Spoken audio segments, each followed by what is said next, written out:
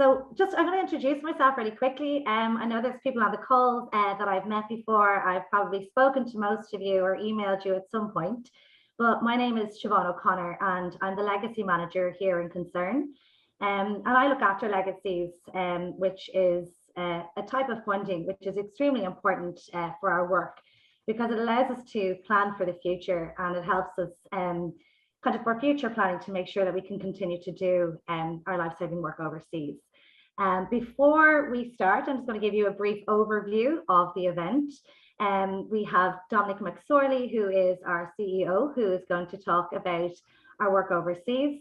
We also have Jackson McKenzie, who is dialing in from Kenya. He is the Consortium Program Manager there. And we have Kate Culver, who is our desk officer here in Concern on our International Programs Development team. So without further ado, I am going to pass you on to Dominic and we'll kick off. Siobhan, thanks very much. And I have the easy job really of saying a huge thank you to everybody for taking the time to join this update. I think the one thing we've learned in the last 2 years is we're getting better at closing the distance, between Jackson in Kenya. We can get on a Zoom call, we can have a chat. Last week, we were talking with our staff in Afghanistan. We were talking about our female staff about how are they coping under the Taliban and supporting them. And we're able to talk to you. I think we've had a number of these events where it's really important that we keep talking and telling you, one, how much it's appreciated, but importantly, how your support is being used. And, I've been around a long time, some say too long, but when I joined Concern in September 1982 as a volunteer, it's 40 years now, the one thing I began to realize very quickly was the difference that the public support made when I was on the ground. And, from when Concern started in Biafra to up to now, over those 54 years, the public is still the biggest contributor to our work. More than Irish Aid, more than the US government, more than the European Union. And that is a really, really important factor in the quality and the responsiveness of the organization. Now, you're going to hear from Jackson, and you're going to hear about the amazing work that we're doing in Kenya. You're going to hear from Kate about the fantastic work that we're doing in Ethiopia around our gardens and improving nutrition and agriculture. But I suppose for me, just to give you one example of why this matters and where, to me, it really mattered most. I was in the Democratic Republic of Congo quite a few years ago, and we were asked to go into a war zone. And there was only one other organization that was working there, it was MSF. And this area was so isolated, they actually had to build a landing strip so that the plane could go in. And there was communities that had been caught up in war for about 2 years, and they were not in good shape. And it took me 4 days by a bumpy road to get there. And the MSF doctor was very busy, very stressed out, and said, are you one of these organizations that's going to come in, talk to communities, and then leave because you don't have the funding? And I said, I have 250,000 from the CEO account. We can start today. And he said, come in. Let's work with you. And we were able to go out to communities and say, at the worst time of their life, and I've always said this, when you go in and do assessments, you are talking to people at the worst point of their life, and you have to do it with trained staff, you have to do it with respect, and you have to listen. And the one thing you're able to say if you're with Concern is, we've heard you, we're going to work with you. We're going to stay with you, we're going to help you rebuild your house, we're going to help you rebuild your home, but we're going to stay with you longer than that. Even when the attention and the media dries up, we're going to help rebuild your farm, the water points, and help you get your kids back into school. And that's it. And I've always said that when you go in, it's not just about giving things. This is about dignity. It is about rebuilding communities' lives. So your investment is, regardless of how big or how small it is a brick in the building of a better future.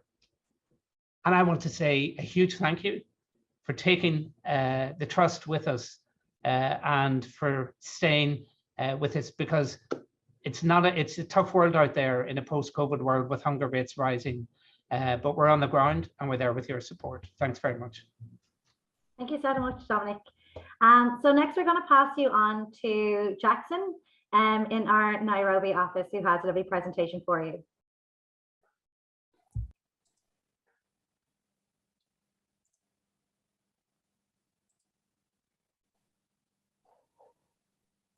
Yes, thank you very much, and thank you all for joining us.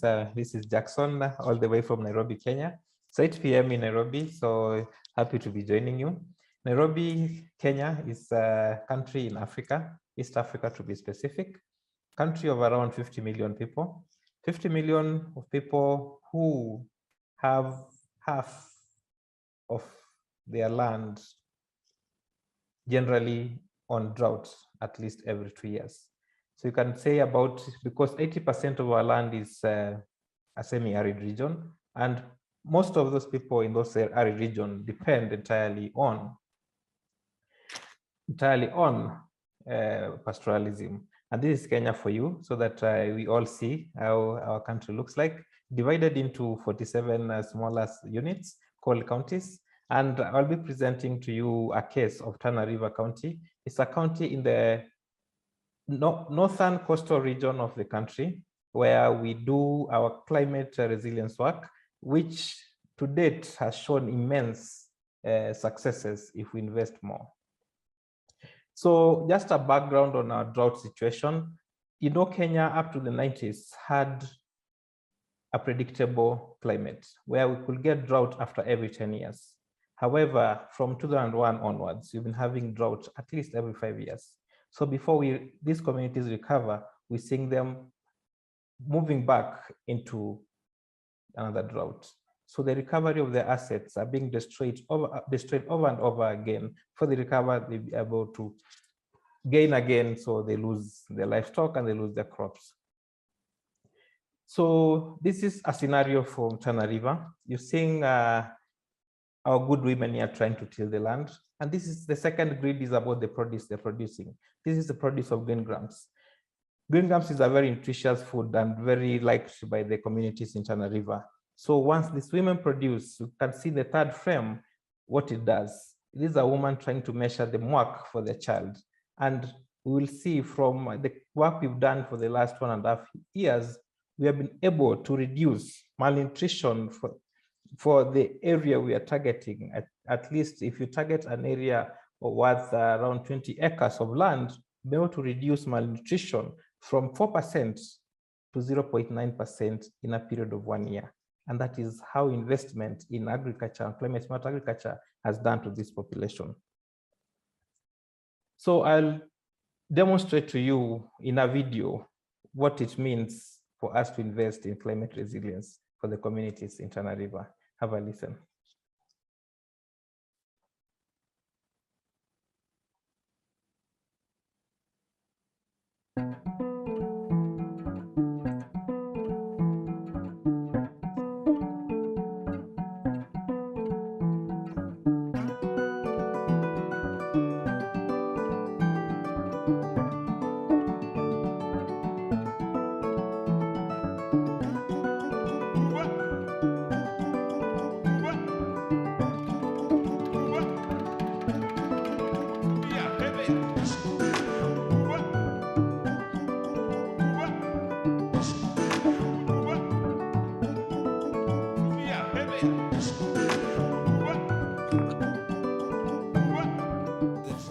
Practice subsistence farming, just farming for their stomachs. We have been experiencing short rain, so it does not allow us to grow, cultivate land and produce enough food. Tana River is one of the counties that has high levels of malnutrition, and food insecurity is one of the causes of malnutrition.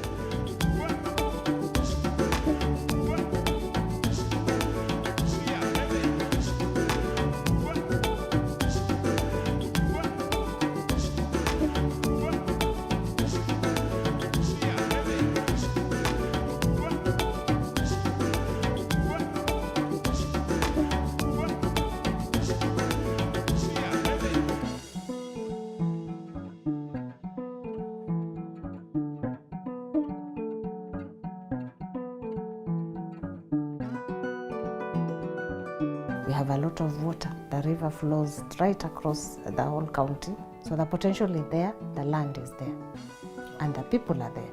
If the water can be availed to this arable land, it can dramatically change Tana River into a food-producing county.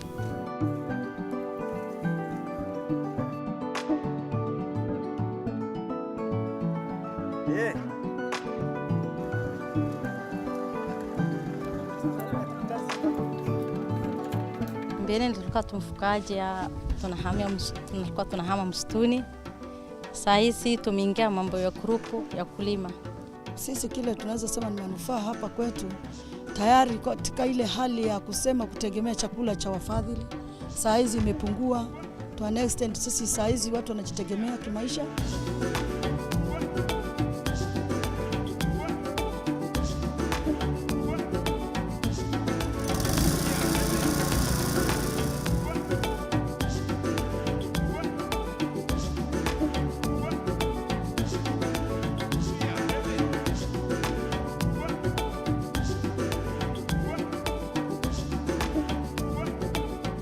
Extent sisi saa hizi watu wanajitegemea kimaisha.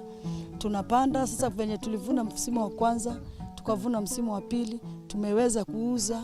Tunalima bojo, tomato, mahindi, sukuma, spinach, kunde, watermelon.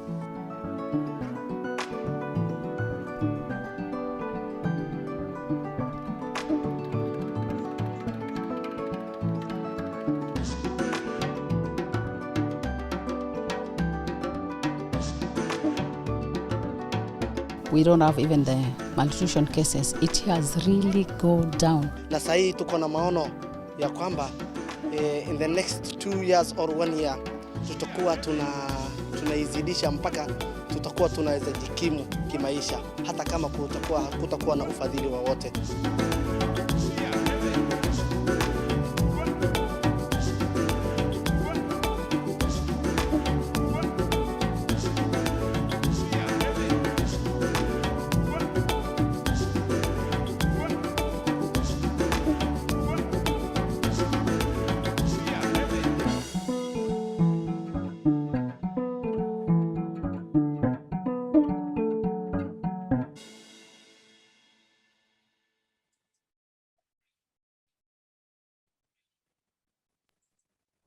Super. Thank you so much, Jackson.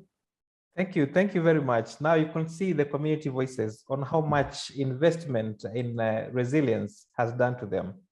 You can see in a community where you don't have malnutrition cases, I think that is unheard of in most of these contexts. So we are saying from Kenya, any investment to us is very important. We can imagine we're trying to do estimates. For every dollar used in resilience, we are saving at least $4 that could have been used for response in case of a drought or a flood emergency. So investment in climate smart agriculture is one of the key components we are trying to push for us to improve resilience of these communities. We have other opportunities, other options for investment, and you've heard that some of these communities are pastoralists, and we have investment in animal health.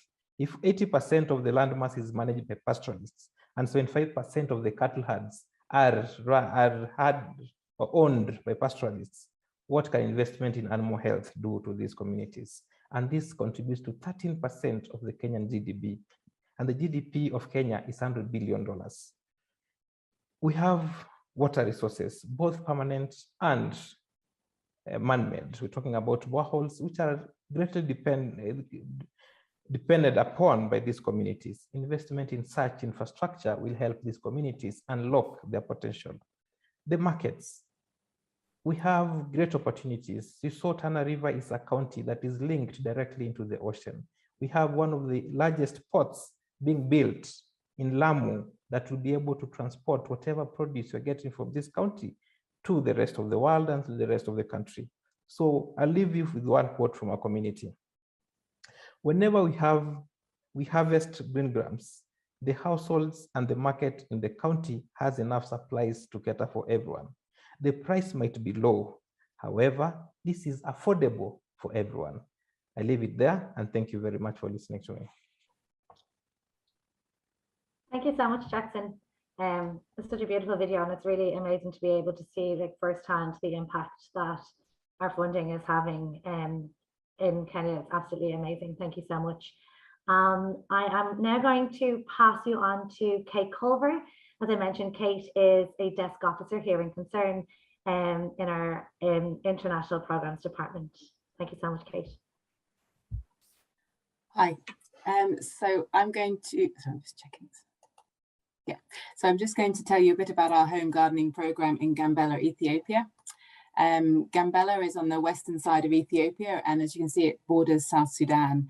As you probably also know, South Sudan, there's been civil war in South Sudan, both before independence in 2011 and also after independence. And as a result, there are over 330,000 South Sudanese refugees in the Gambela region. This is a view from above, and this is the kind of homes that people live in. Because we've sort of had two waves of refugees. We've got on the left-hand side, sort of the more recent people have come since around 2013, sort of homes made from sticks with tarpaulins. And on the right-hand side, sort of more established homes. People have been in Gambela for 20 or 30 years, sort of mud huts with grass roofs. And Gambela was already one of the poorer and least developed regions of Ethiopia. And as a result, there's limited work options for refugees, and so they're dependent on humanitarian assistance.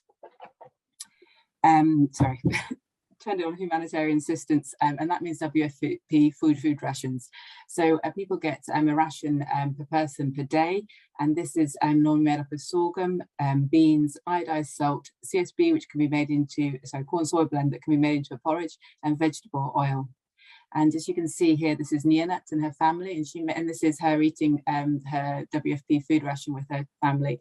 And as you can see, they make it up into a sort of a bean paste with the beans and the oil, and then that's matched with the sorghum's made into sort of a dumpling kind of thing called a cedar. So WFP tried to give everyone 2,100 calories a day, which, as you know, is what we need every day for energy. However, due to funding, this doesn't always happen. At the moment, I think the daily ration is about 1,800 calories, but over the last few years, we've seen it drop as low as below 1,300 calories. So that's not enough for what people need every day for energy. And then on top of that, many people, because they don't have any other source of income, that sometimes they have to sell some of that food ration so they can get money for perhaps buy cooking pots or clothes or other items for the household. And then in addition, even not meeting the energy requirements, it's quite low on some of the micronutrients. So things like vitamin A, calcium, riboflavin, also quite low in this ration.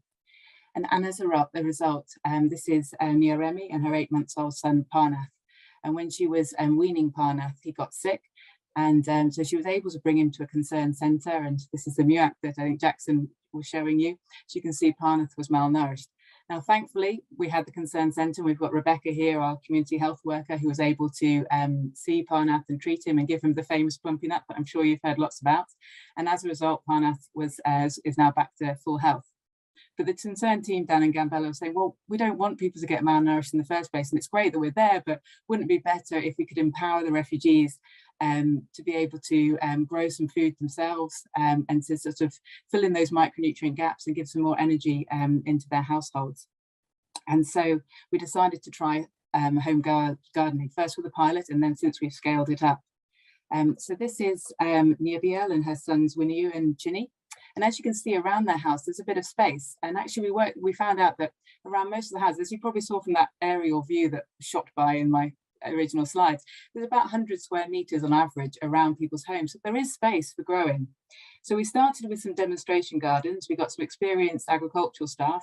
Then we got some community outreach agents and about 10 volunteers per demonstration plot. And we invited along people who'd got children in the nutrition program, female-headed households, anyone with agriculture experience, and to be honest, anyone who was interested, and got them along and got them involved in the project. And we started off with a lot of training on those demonstration plots of land preparation, creating raised beds to avoid waterlogged soil, compost preparation, soil enrichment, tillage, sowing in rows, mulching, weeding, watering, thinning, transplanting, lots of different things. And then we gave people seeds and seedlings and tools, and they went back to their homesteads to try it out. And this is what Nibiel managed. As you can see in her little area, she's grown a variety of different plants. And then the important thing is, well, not just leaving people to get on with it. We have outreach workers who go and visit. So this is Solomon visiting Niami. And as well as just going and giving advice, he also gets stuck in, as you can see, he's helping with the weeding there. And I think, so basically we've focused on providing seeds and seedlings of fruit and vegetable plants that have got a good nutrient content. They're drought and pest resistant, but also we listen to people and what they want, and people choose what seeds and seedlings they want to plant in their gardens. And we've modified things over time. So we tried carrots, they don't work. But because we knew there was a vitamin A deficiency, we looked at other plants that are rich in vitamin A. And so we found sweet potato does work and is being really popular. And then there's a lot of collaboration and sharing. So people who've having success in their gardens, we get them to work and support their neighbours who may be struggling. And so far, we've successfully grown a range of different plants. You probably recognise some of these. We've got tomato, we've got banana, sweet corn, papaya. And I don't know if you recognise the one at the bottom right, that's moringa. You might have seen it in Ireland in a health food shop as a supplement. It's high in vitamin A, C, calcium, iron, potassium. It's got more protein in than a soybean. It's also drought resistant, adds nitrogen to the soil, and it's antibacterial. It can be used as a food and eaten a bit like spinach, or it can be pounded and ground into a sort of powder, which you can then sprinkle on other types of food. But it also can be made into cooking oil, as cattle feed, or as a biofuel. And another great thing about it is 1 kilogram of leaves can be harvested every 2 weeks, all the year round, unlike some of these more seasonal fruit and vegetables. So basically, it's one of our super plants of our Gambella project. And the other thing about when we introduce newer projects like moringa, which might not have been popular with F1 beforehand, is we have cooking demonstrations. So here we take the fruit and vegetables that people can grow, and we demonstrate how you might want to cook them and incorporate them in your in local recipes, and people get to try. So they're not trying to grow something they've never tasted before. They can we can get enthusiasm for things because people know what they're going to try and produce. And then just another important part of it is we also work in schools. So this is Nia Baum, and after hearing about the project through her school and the importance of fruit and vegetables and how she could grow at home, she went home and pestered her mum until her mum agreed to plant. So here's Nia Baum planting her little seedling at home.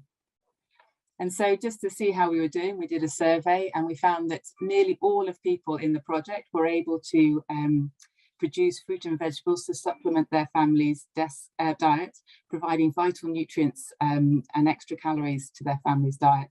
And then a quarter were actually producing more than they needed in their family, and they were actually able to sell that.